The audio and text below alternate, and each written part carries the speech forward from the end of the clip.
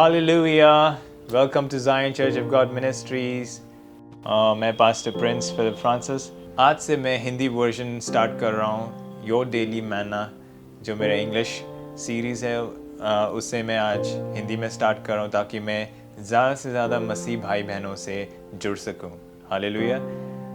अगर मैं कोई गलती करूँ तो उसमें के लिए मुझे क्षमा करना, क्योंकि जस्ट स्टार्टिंग। और ठीक है, चलते वचन की तरफ। आज का वचन है book of James Yakub chapter 4। हम लोग रीड करेंगे वर्स 1 से। हालेलुया! तुम में लड़ाइयाँ और झगड़े कहाँ से आ गए? क्या उन सुख विलासों से नहीं जो तुम्हारे अंगों में लड़ते भिड़ते हैं? तुम लालसा रखते हो और तुम्हें मिलता नहीं। तुम हत्या और डाह करते हो और कुछ प्राप्त नहीं कर सकते। तुम झगड़ते और लड़ते हो, तुम्हें इसलिए नहीं मिलता कि मांगते नहीं। वर्स 1 के अनुसार एक मसीह के जीवन में उसके शरीर और उसकी आत्मा में वॉर हमेशा चालू रहता है। हमारा शरीर हमारी आत्मा से झगड़ता है, क्योंकि हमारे शरीर के अंदर होती हैं बहुत सारी अभिलाषाएं, और हमारा शरीर हमें आत्मा के अधीन होने से रोकता है, जिसके कारण हम लोग मसीह में गिर जाते हैं। हालेलुया! एक मसीह के जीवन में सबसे इम्पोर्टेंट चीज़ होती है कि क्या हम अपने शरीर की अभिलाषाएं पूरी करें या परमेश्वर की इच्छा पूरी करें। वर्स 2 के अनुसार शरीर के जो फल होते हैं वो होते हैं जलन और लालसा। और अगर हम लोग अपने शरीरों के अंगों को खुश करने में लग जाएं, तो हम लोग परमेश्वर की मर्जी से दूर हो जाएंगे और अपनी लालसा में और अपने जलन से हम लोग पाप के सहभागी हो सकते हैं। हम लोग पाप में गिर सकते हैं, और अगर हम पाप में गिर जाएं तो हम लोग परमेश्वर के सामने दोषी बन जाते हैं। वर्स 3, तुम मांगते हो और पाते नहीं, इसलिए कि बुरी इच्छा से मांगते हो ताकि अपने भोग विलास में उड़ा दो। हम जब प्रार्थना करते हैं तो क्या हमारी प्रार्थना परमेश्वर की इच्छा के अनुसार है? ये क्वेश्चन हमें आप अपने आप से हमेशा पूछते रहना चाहिए।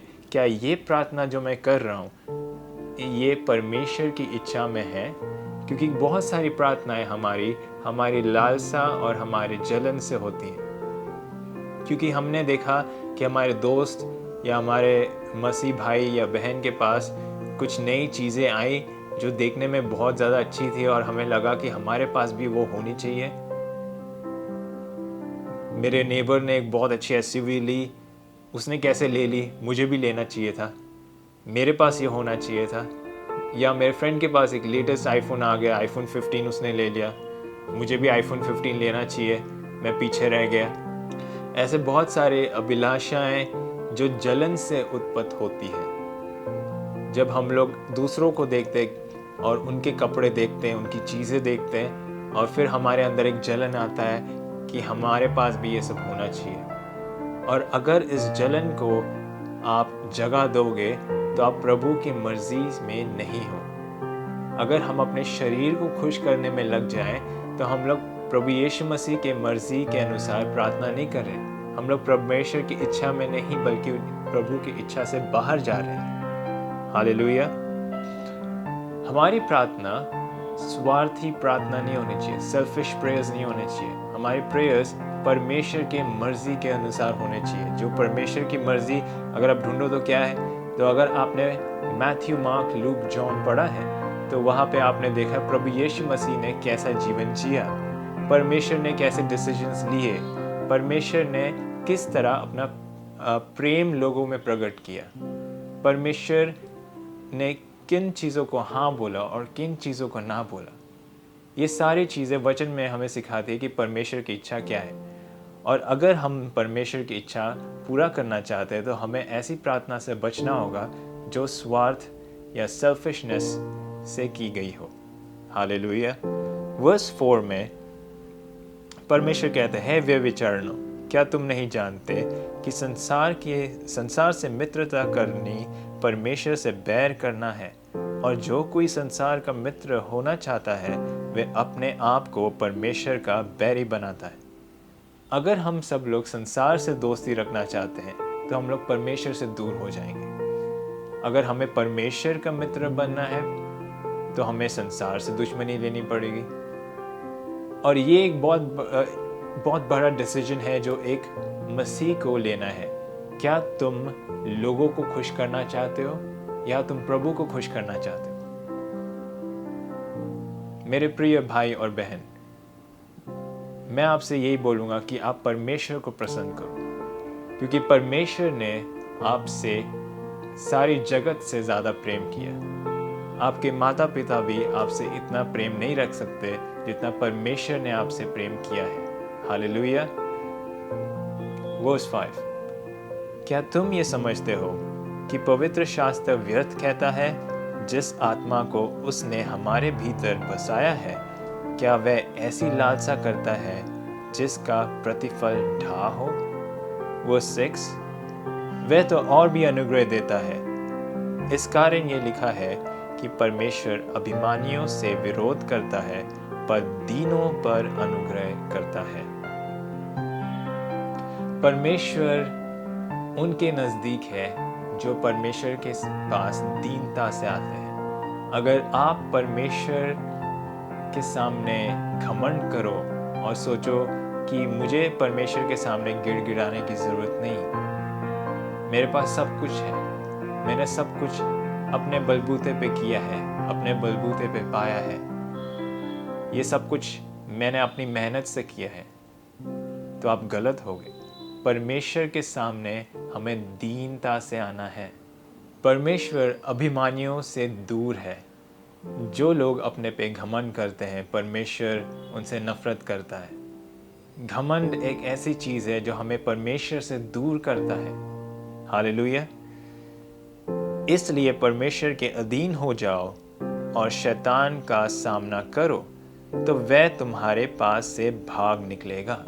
अगर आपके जीवन में कमज़ोरी है, शैतान आपको तंग कर रहा है, या बीमारी है, या ऐसा कोई एडिक्शन है, बैड हैबिट है जो आपको ट्रबल कर रहा है, जिससे आप दुखी रहते हो, तो परमेश्वर कहता है कि तुम मेरे निकट आओ। जब हम लोग परमेश्वर की उपस्थिति में आते हैं और हम लोग परमेश्वर की इच्छा पूरी करते हैं, अपनी इच्छा नहीं, परमेश्वर के वचन के अनुसार प्रार्थना करते हैं, तो परमेश्वर की उपस्थिति, उनका प्रेजेंस इतना स्ट्रांग होता है हमारे जीवन में कि वो शैतान को भगा देता है। शैतान सिर्फ एक ही चीज़ से डरता है, वो है परमेश्वर की उपस्थिति। वो पास्टर प्रिंस से नहीं डरता, या वो कोई बड़े परमेश्वर के सेवक से नहीं डरता, वो डरता है परमेश्वर की उपस्थिति से। और आपके जीवन में जो भी कठिनाइयाँ हैं, जो भी परेशानियाँ हैं, वो सब कुछ परमेश्वर की उपस्थिति से ही जाएगा। जब तक आप परमेश्वर की उपस्थिति में नहीं रहोगे, गॉड के प्रेजेंस में नहीं रहोगे, तब तक वो प्रॉब्लम्स, वो डिजीजेस, वो बीमारियां, वो परेशानियां आपके जीवन में से नहीं जाएगी। शैतान आपके जीवन में से नहीं जाएगा। आपको परमेश्वर में दीन होना पड़ेगा। आपको परमेश्वर के वचन के अनुसार प्रार्थना करना पड़ेगा। तब ही परमेश्वर आपके जीवन में अपनी अनुग्रह को उठे लेंगे। हालेलुया। हम देख रहे थे वर्स 8, परमेश्वर के निकट आओ तो वह भी तुम्हारे निकट आएगा। हे पापियों, अपने हाथ शुद्ध करो, और हे दुचित्ते लोगों, अपने हृदय को पवित्र करो। दुखी हो और शोक करो और रो, तुम्हारी हंसी शोक में और तुम्हारा आनंद उदासी में बदल जाए। प्रभु के सामने दीन बनो तो वह तुम्हें शिरोमणि बनाएगा। हालेलुया। परमेश्वर हमें सिखाना चाहते हैं सच्चा पश्चाताप, ट्रू रिपेंटेंस। अगर आप परमेश्वर के सामने सच्चा पश्चाताप करोगे तो परमेश्वर आपके जीवन में अपना उपस्थिति भेजेंगे, आपके जीवन में ऐसा अनुग्रह भेजेंगे कि वो आपकी सारी परेशानियों को दूर कर देंगे। वर्स 9 के अनुसार परमेश्वर हमसे ये नहीं चाहते कि हम बहुत ज़्यादा दुखों में रहें, और सफ़र करें और बिल्कुल भी खुश ना हो। नहीं, उसका मतलब ये नहीं है। परमेश्वर चाहते हैं हमसे सच्चा पश्चाताप। अगर आप परमेश्वर के सामने अपनी गलतियों को स्वीकारोगे और वो सारी बुराइयां छोड़ोगे, पाप से नफरत करोगे और परमेश्वर का भय मानोगे, तो वो परमेश्वर की नज़रों में सच्चा पश्चाताप है। हालेलुया। हमें झूठ बोलना छोड़ना होगा, बुराई करना छोड़ना होगा, झगड़ा करना छोड़ना होगा, जेलसी करना छोड़ना होगा। तरह तरह की बुराइयां और बुरे काम जो हमें परमेश्वर के नज़रों में गिराते हैं, उन कामों से हमें बचना होगा। तब ही हम परमेश्वर के नज़दीक आ सकते हैं। हालेलुया। वर्स 10, प्रभु के सामने दीन बनो तो वह तुम्हें शिरोमणि बनाएगा। हालेलुया। कितनी अद्भुत बात है। जब आप दीन हो जाते हो परमेश्वर के सामने, तो परमेश्वर आपको ऊंचा उठाते हैं। परमेश्वर आपको उस महानता पर लेके जाएंगे जहाँ पे आपने कभी सोचा नहीं होगा। परमेश्वर आपको लोगों के जीवनों में उस तरीके से इस्तेमाल करेंगे जो आपने कभी इमेजिन नहीं किया। हालेलुया। परमेश्वर के पास एक बहुत बड़ा प्लान है, एक प्लान जो ग्लोरी से भरा हुआ है, महिमा से भरा हुआ है। परमेश्वर ने आपके जीवन के लिए एक विजन रखा है और वो विजन परमेश्वर चाहते हैं कि आप उसे पूरा करें। लेकिन आप वो भी कर सकते हैं जब आप परमेश्वर के इच्छा में हो। अगर आप प्रार्थना परमेश्वर की इच्छा के अकॉर्डिंग कर रहे हो, अगर आप परमेश्वर के वचन के अनुसार अपना जीवन व्यतीत कर रहे हो, अगर आप लालसा में नहीं, पाप में नहीं, बल्कि राइचियसनेस, धार्मिकता में जीवन जी रहे हो, तो ही आप परमेश्वर के उस महान प्लान जो परमेश्वर ने आपके लिए रखा है उसे पूरा कर पाओगे।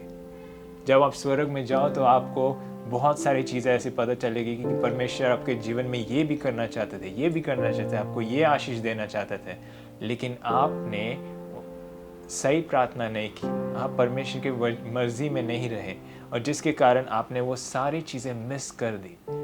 तो इसलिए मैं आपसे ये विनती करता हूँ कि आप परमेश्वर के वचनों में चलें, परमेश्वर के मर्जी के हिसाब से चलें, परमेश्वर का भय माने और दीनता से परमेश्वर को अपने आप को समर्पण करें। हालेलुया।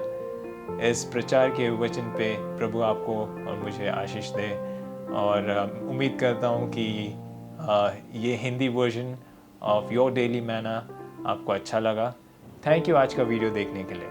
मैं उम्मीद करता हूँ कि आपने परमेश्वर के वचन से आज कुछ सीखा है। परमेश्वर आपको आशीष दे। मिलते हैं अगले वीडियो में। God bless you. शालोम।